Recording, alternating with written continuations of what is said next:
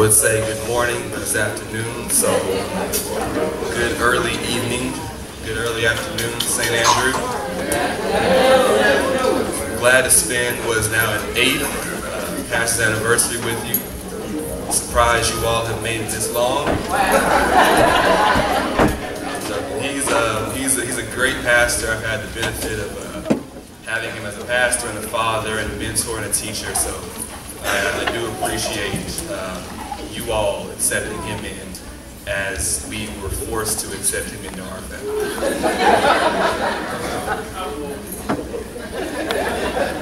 Either way you look at it, it's still forced. Before we start, I just want to give a quick word of prayer. Heavenly Father, Lord, we just thank you for this moment, for this occasion, Lord. Lord, just to hear from you in this time, Lord, that we could commune with you, you can commune with us, Lord. Lord, we thank you for the ushering in of your Spirit throughout this service, Father. We ask that you would just speak to us, Father, clearly, Lord, openly, Lord, without boundary, without limitation, Father, that we would grow in faith, Lord, grow in understanding of you, Father. Lord, that whatever it may be that's keeping us from living a life fully committed to you, Father, you would break down those barriers, break down those chains, break down those walls, Father, and lead us into that sweet, sweet communion with your Spirit, Father. Lord, we love you, we thank you, Lord. Just ask that you would just use me as you will. In Christ's name we pray. Amen. So the thing we're talking about today, I've always tried to do something in this service that I've learned from my father through now 30 years of trying to ignore him. So the one thing that I have noticed from pastors and my own pastor, my father, was that they don't really allow you to just kind of sit where you are. Growing up, I really enjoyed not waking up early, not going to school, just basically doing as much of nothing as I could physically take at one time. But being a father and a pastor doesn't allow you to do that. I'm sure you all have tried to maybe get out of being on a committee, maybe not serve in a certain place, and he says, why don't you do this? Why don't you do that? Why don't I bring you into this Wednesday night service? You might have just come on Sundays and not gone to Sunday school. He says, well, why don't you start coming to Sunday school? Why don't you start coming to Wednesday night? You just can't sit there. He calls you to action, to some kind of, to doing something. So the subject, you need a subject. I don't like really doing subjects. If you need a subject for the notes, the subject is hiding out in the pews. So that's what you need, and that's what the subject will be today.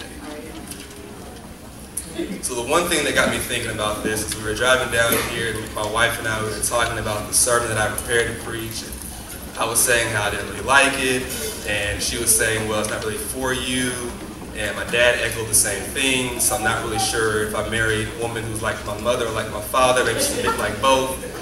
But I appreciate her nonetheless. Maybe if she were a little bit nicer, I'd appreciate her more. But we were talking about this, and we were debating it, and I was trying to do something that had to do with faith and the different types of faith that would save you, and I really couldn't get it to where I wanted it to be. So we were driving down, it's like at 8 o'clock that night, and there was a song that kind of came into my head. It's a song that I had been singing since a while now. I'm not good with age and numbers, but it's been a while. And it just kind of resonated with me like it had not before. It's a song that I really enjoyed, I really loved before. But in that moment, I felt like that was, okay, this is what I feel more comfortable with. This is what I feel like God is really allowing me to preach at this moment. So the thing that I was thinking of the song, it goes kind of like, so I came to the church dejected and lost. In the crowd I was trying to hide all the burdens I faced, weighed me down like a cross. There was a part of me that wanted to die, but the more that I came and the more I believed, something miraculous occurred in my life.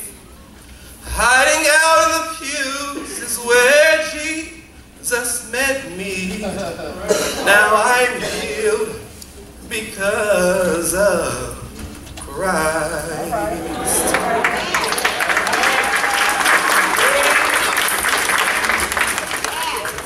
And so in that song, it speaks to me in that way, right? Like, I can see myself hiding out in the pews, and we'll get into that in a second. But I can see myself in that place, right? Like, I'm sure we've all had moments where we don't really want to, act out. We know there's a certain thing we should do, a certain place we should be, but we don't really want to go out on the limb and go out and do it. So we hide out somewhere. And the thing that struck me was this: he's hiding out in a church. He said that the things that weighed on him, the problems he had, drove him to church. Well, then he did not say was that he came to church to actually find God or to find peace with the problem that he had. He came to church just to hide in the crowd. Because, I've been to churches like that. I love churches like that. They let you just hide out in the crowd. Like my church that I went to in grad school was one of those churches. I'm not judging those churches. I'm not saying those are wrong types of churches. For those types of people, they're self-starters. They didn't have to be asked to do something. They didn't have to be called out by the pastor to say, hey, why don't you come to Sunday school more? Why don't you come to Wednesday night more? Why don't you be involved with this committee, this ministry? People just did it. That was their natural thing to do. So for someone like me who enjoyed doing nothing, that was great, because if there was a need, somebody else was already going to do it. I didn't have to be the one that was going to step up and fill that need. But then in the song he goes on and he asks then the question of, does anyone ever feel like him? So he continues on and he says, have you come to the church dejected and lost? In the crowd, are you trying to hide the burdens that you bear? Weigh you down like a cross.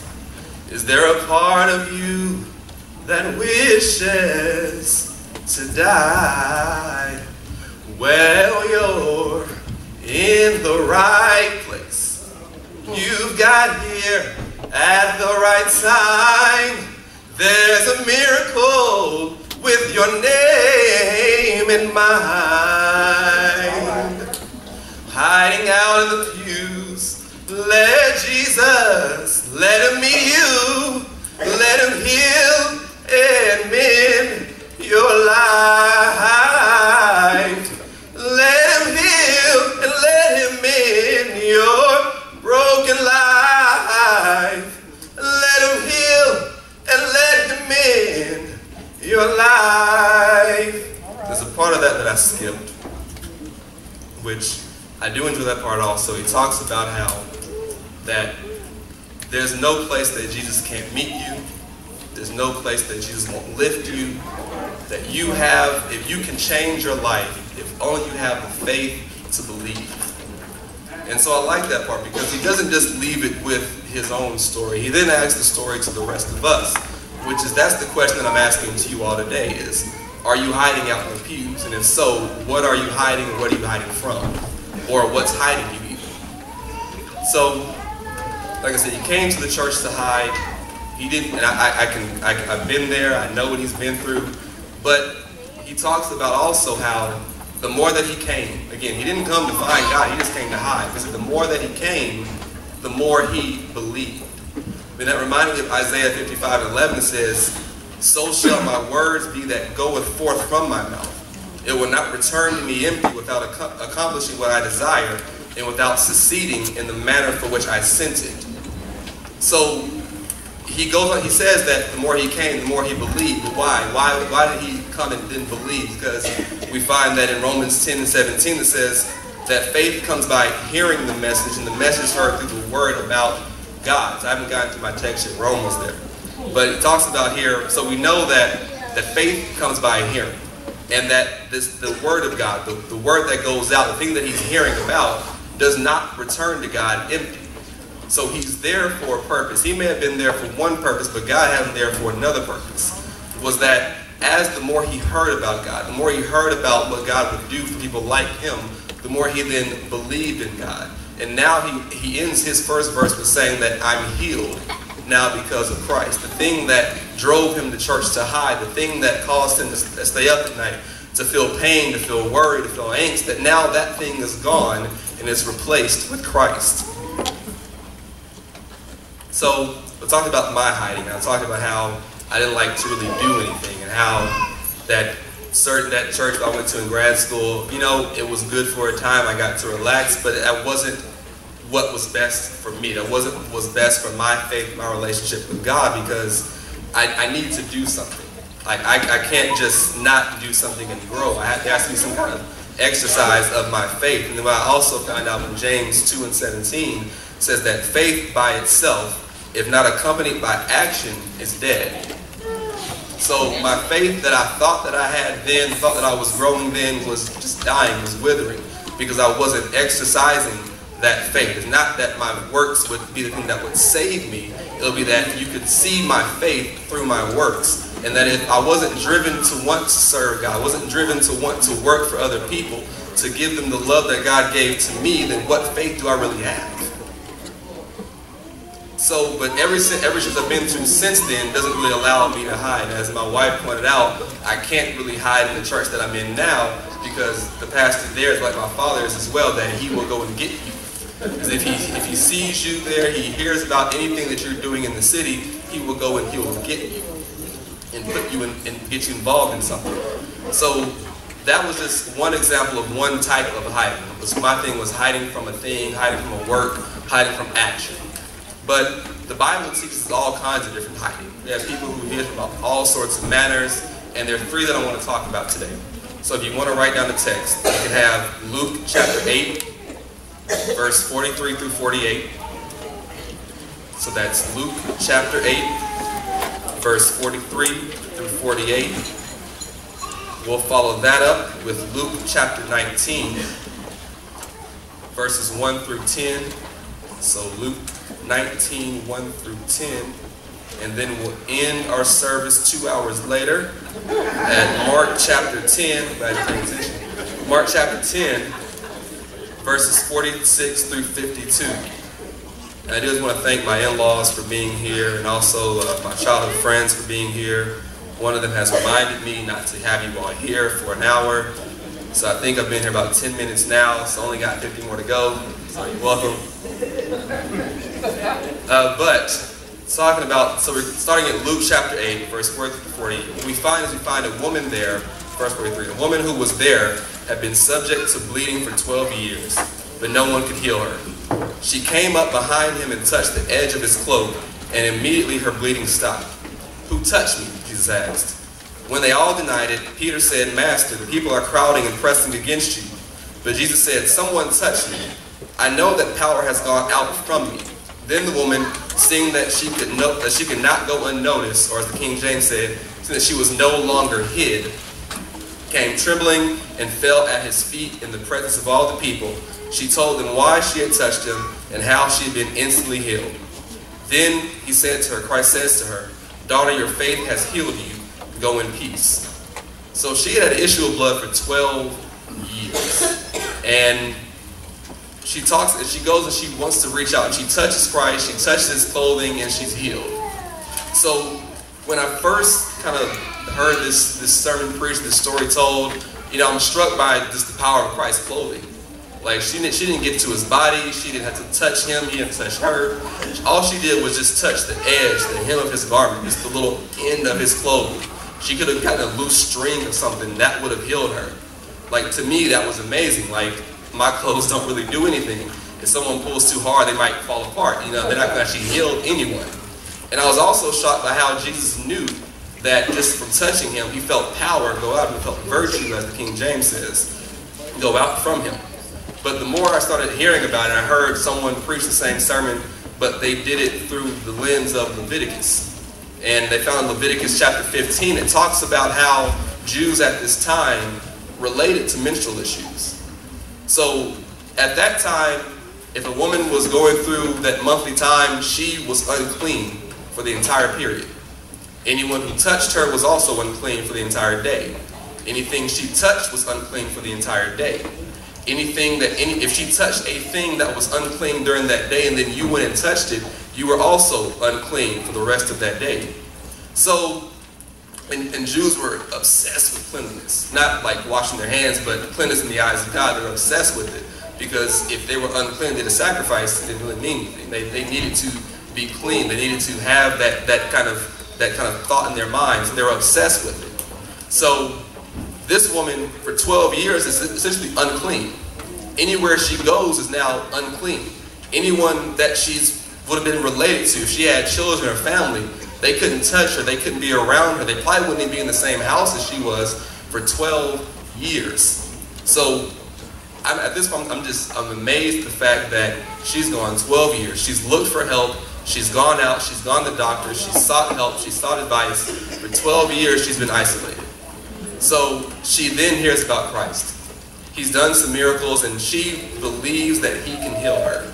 She believes she can get close enough to him that the problem that she's been hiding, this thing that she wants to keep hidden because it isolates her, it keeps her away from her family and her friends and her society, she wants to be healed of that. But I'm thinking again, I try to put myself in the idea of if I'm back at that time, if I'm back where she is, and again, we all know Christ now, but who knew Christ then? We saw him do some miracles, but people had done miracles before at that time too. People had said that they were sent from God to do certain things, but she believed, she honestly, truly believed and had faith that this man, that this Jesus, this Christ could heal her. Because if it did not work, then she's risking it all, right? Like, she's been hidden so far. She's in the crowd. She's making her way through the crowd. No one really knows who she is because no one's paying attention to her. So probably for the first time in her life, she's at peace now. Like, no one's ostracizing her. No one's pointing her out. No one's saying, get away from me. You're unclean. You know, she's now, she's hidden in the crowd. She can find a little bit of peace, a little bit of respite. But she wants to still touch him. But she has the faith to believe that it will work. And so she just gets a hold of his garment. And Jesus turns around and says, who touched me? And she's still, she's used this 12 years of hiding. Like, she's the hide and go seek champion at this point. Like, 12 years of just being hidden from the rest of the world, or hiding this part of her that she doesn't want anyone to see or anyone to know about. She now her cover is blown. Christ knows that he's been touched. Everyone around him is like, I didn't do it. I didn't touch you. The disciples are like, there are a lot of people here, God. Like, Christ, I get it. I know you're powerful. I got it. But there are a lot of people here. Everyone has touched you. He's like, no, power has come out of me. This is more than just a casual glance or a blow. This is something that has been life-changing for the person who Christ is now interacting with. And so she says, the Bible says that she noticed that she's no longer hid. She's now out in the open. And Christ is calling her out in the open. He's calling her to come towards him, to get out of the pew that she's hiding in and to get to him. But she doesn't respond in a way of, I didn't do it, lying and saying, no, I didn't do it. She responds with faith. She responds to tell everyone what happened. She responds believing and knowing that this was the Christ that healed her. And he commends her faith and he blesses her and sends her on her way. So, hiding our shame, hiding our problems, is very easy to do. We can all hide the things that are bothering us, these little bits and pieces and parts of us that we don't really want the light in the world to know. And it's really easy to hide those things. But we don't want to be embarrassed, because if someone finds out, we won't be embarrassed about it. Or they may use it against us to hurt us, or to do any number of things against us that we just won't like. But Christ has the power to heal those problems. He has the power to take away those blemishes and those spots, the things that you are ashamed about, things you don't really want to talk about. Christ has the power to smooth all those blemishes away, but only if you have that faith like she did to believe. So that was one example of a piece of us being hidden. So moving on to Luke chapter 19, verses 1 through 10, we find that Jesus entered Jericho and was passing through. And a man there named Zacchaeus, he was a chief tax collector and was wealthy. And he wanted to see who Jesus was, but because he was short, he could not see over the crowd. So he ran ahead and climbed a sycamore fig tree to see him, since Jesus was coming that way. When Jesus reached the spot, he looked up and said to him, Zacchaeus, come down immediately. I must stay at your house today. So he came down once and welcomed him gladly. But the people saw this and began to mutter, "He has gone to be with the guest of the sinner." But Zacchaeus stood up and said to the Lord, "Look, Lord, here and now I give half my possessions to the poor, and if I have cheated anyone out of anything, I will pay back 4 times the amount." Jesus said to him, "Today salvation has come to this house, because this man too is the son of Abraham. For the Son of Man came to seek and to save the lost." So in this part we have Zacchaeus. We all know the story of Zacchaeus. Climbed a tree because he was short, he couldn't see over this, but he's also hidden. Like, he can't see Christ because the crowd is hiding him. The crowd is hiding him from the thing that he wishes to get closer to, because he's heard about Christ. Again, Christ performed miracles. They've heard about the things that he's done. And by this point, they've heard about that he's healed a woman who had an issue of blood for 12 years. Like, they've heard the stories about Christ. People are they're intrigued. They want to know more about him. What is he going to do here in Jericho now?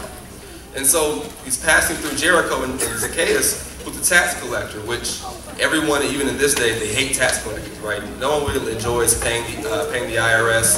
There's a political candidate who's running on an idea, which is a horrible one, of getting rid of the IRS. So people, even to this day, don't like paying taxes. But even more so back then, the taxes they were paying were going to the Roman Empire. So the Jews were used to having their own government, their own business, their own way of doing everything. But here comes Rome that's taken over. And so now they're having to give money to their enemy. And Zacchaeus is a person who is now working for that enemy. He is the physical representation of the group that they hate. And here he is taking their money to give it up to the group that they hate. But he's making money off it also. This is a really nice, cushy job that he can make money off of taking their taxes away. So he doesn't have the best standing in society. He doesn't have the relationship with society to weave through the crowd and say, "Excuse me, sir, excuse me, ma'am, can I get to the front? Can I get a little closer to the Christ that I'm trying to see?" Because if he tried it, he might not make it back out of that crowd. There are a lot of people around, things may go unnoticed.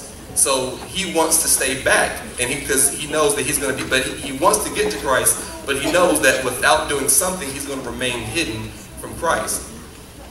So he climbed the sycamore fig tree, and as a kid, I think it's a great big tree. He's like 20 feet in the air, and he can see Christ from a mile away, and I started researching it, and that's not at all what it was. So a sycamore fig tree can get to be about 65 feet tall, but it kind of branches out, it fans out. It doesn't just grow straight up, it kind of grows outwardly. And as it grows out, it grows up. So he's probably only about maybe 5 feet, 6 feet at most off the ground. He's not that high. But you also look at people at this age, at this time, a little shorter. They're about 5'2" to 5'5", average height for a man at this point. So he's like at 5 feet in the air, 6 feet in the air, he's like just above their heads. So he's not really peaking, standing out way above the crowd. He's just a little bit above them, just like a couple of inches above them, where he can then see this Christ that's coming his way. But as if that crowd was not even there. The crowd that hid him, that forced him to kind of go back to a tree to resort to find some way to see Christ, as if they're not even there, Christ walks directly to him and says, calls him out by name and says, "I'm going to stay at your house." So this thing that was keeping him from Christ, Christ just acted like it wasn't there. It passed right through it and came directly to him. So Christ also then comes, and he responds in faith though, right? Like the one before, he responds in faith. He comes immediately down from the tree, and he says, "Look, everything that I've done wrong, I'm gonna fix 4 times over, and also half of everything that I have, I'm gonna give away right now." There was a story right before this about a rich young ruler who comes to God and talks about, "How can I be saved?" And he says, "Okay, give away everything you own." He's like, "No, I'm going to keep my money. Thank you, Christ. I don't really need you right now." But Zacchaeus doesn't answer that way. He responds in a matter of faith. Again, he has faith to believe in the Christ that he's heard about, and the power that Christ can do, and the power that Christ can have, and the change that he can have on his life. And he responds in faith. So while the crowd is condemning Christ for sitting with the sinner, Christ lets them all know, like, "Look, this man is saved because of his faith. And I also came for people like him. I came for these lost people that you've hidden from me. This is who I came to save. This is who I came to be with." And so he commends his faith again. Before he commends his faith and blesses him.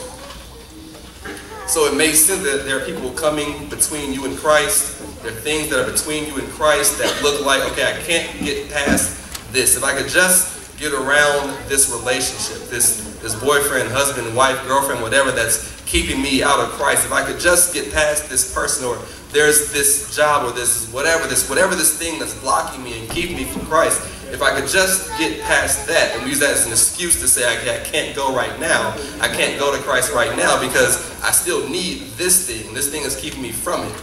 But if we have the faith to believe in Christ, that Christ can reach us wherever we are, that He can meet us, He can lift us right where we stand and right where we are, then that thing doesn't even matter. Christ can just pass right through it, come right to you, right to your house, right to your lane, and use you and bring you out of the thing that was hiding you from Him.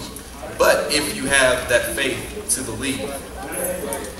And lastly, we go on to Mark chapter 10, verse 46 through 52. Mark chapter 10, beginning at verse 46 and ending at verse 52. And he says, Then they came to Jericho. As Jesus and his disciples, together with a large crowd, were leaving the city, a blind man, Bartimaeus, which means son of Timaeus, was sitting by the roadside begging.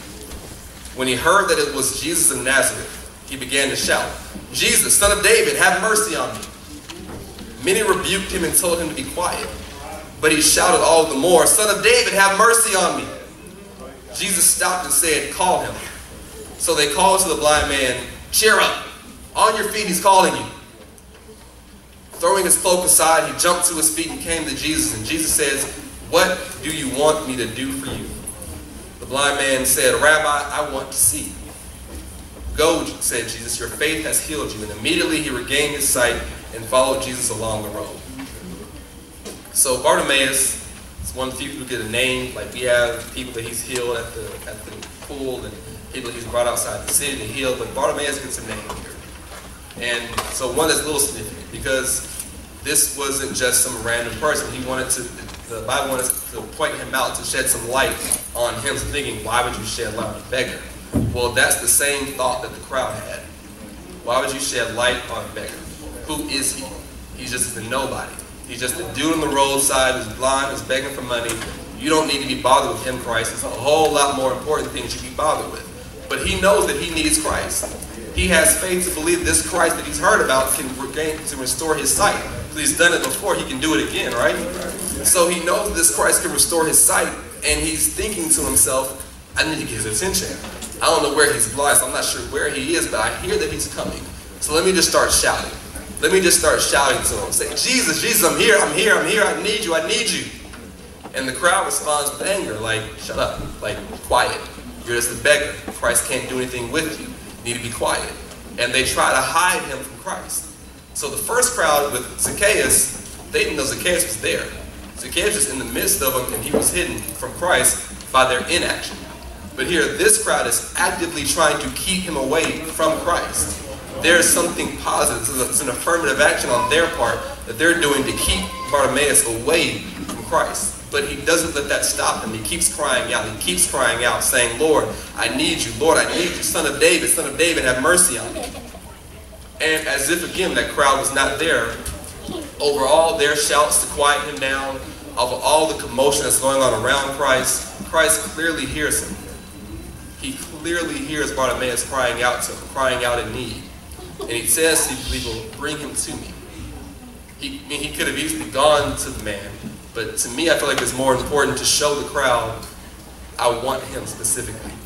He could have walked up to him, just healed him right there and kept going on his way. But by stopping, it says he stopped and called the man to him. So by stopping and drawing attention to himself, he now draws attention to this man here. Because again, like he told us with Zacchaeus, he came to save the lost. This beggar was blind. And there's no better analogy for someone who's in the world and lost than a blind person.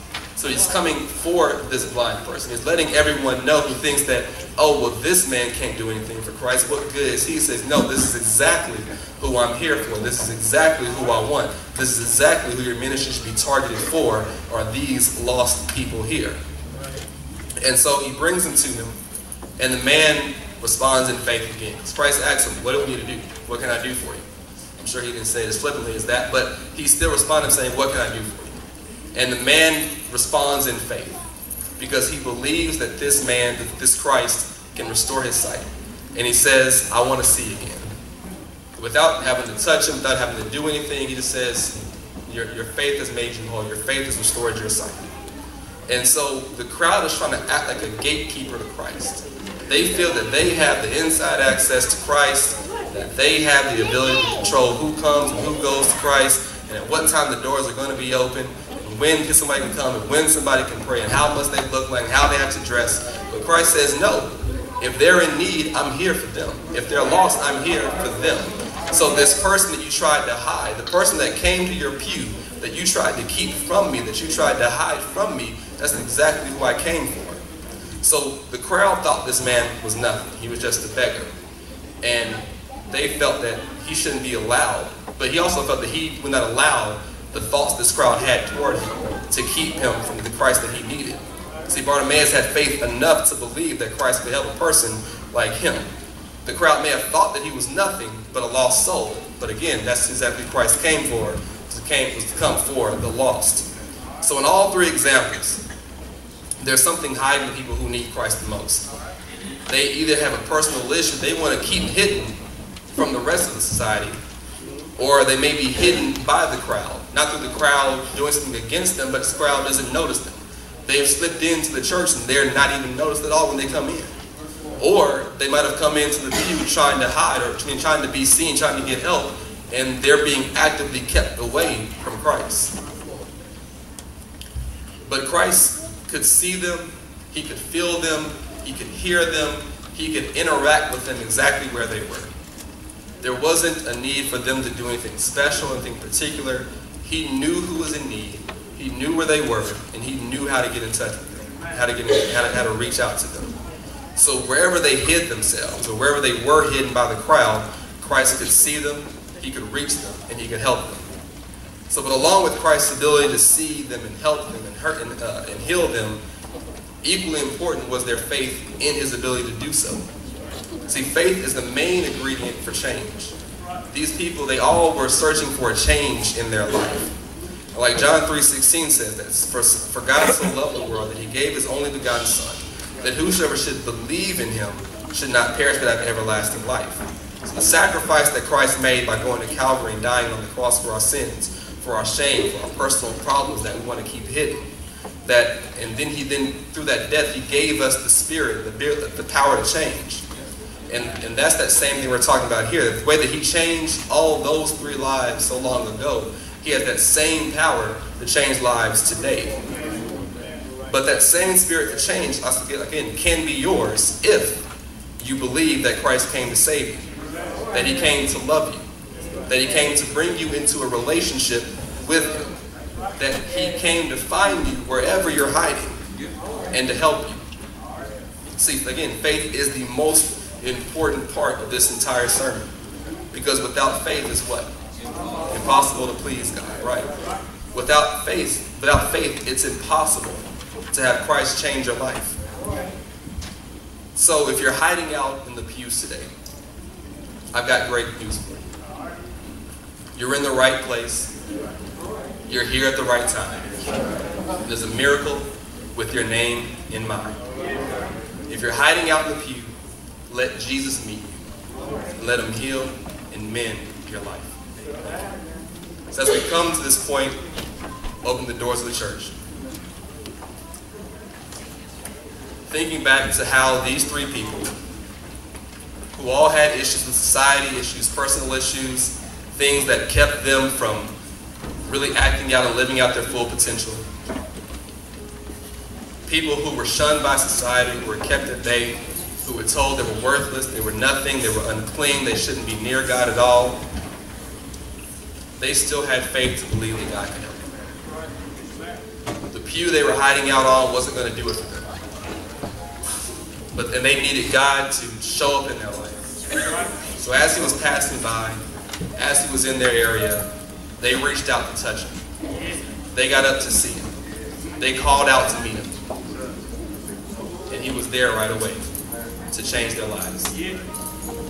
So if there's any moment here, anyone here that has something that they want to give to God. They know they're struggling, know they're fighting with it, know they're dealing with. It's a burden on them. They've been hiding it.